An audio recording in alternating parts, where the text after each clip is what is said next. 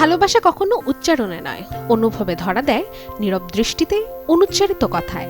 ঠিক তেমনই এক কোমল মায়াবী প্রেমের গল্প নিয়ে পরপর্দায় আসছে একদিন, যেখানে আবেগের গভীরতা আর সম্পর্কের শুকনো রসায়ন ছুঁয়ে যাবে দর্শকদের হৃদয়ের সবচেয়ে নরম জায়গাগুলো।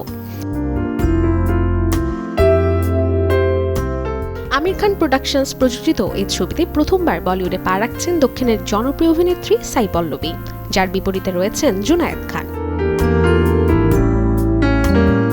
ছবিটি পরিচালনা করেছেন সুনীল পান্ডে। বিশেষ আকর্ষণ হলো দীর্ঘ বিরতির পর আবারও একসঙ্গে কাজ করছেন আমির খান ও মনসুর খান।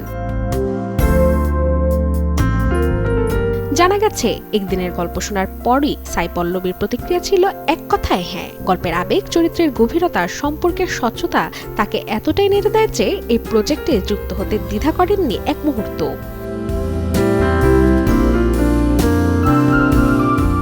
ট্রেলারে তার চরিত্রে দেখা যায় আত্মবিশ্বাসী, স্থির ও সংবেদনশীল এক নারী, যা জুটি হিসেবে জুনায়েদের চরিত্রের সঙ্গে তৈরি করেছে ভিন্ন মাত্রার রসায়ন।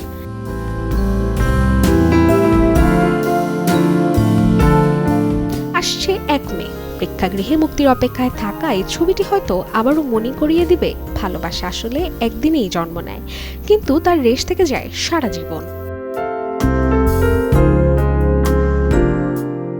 Desk report, channel 24।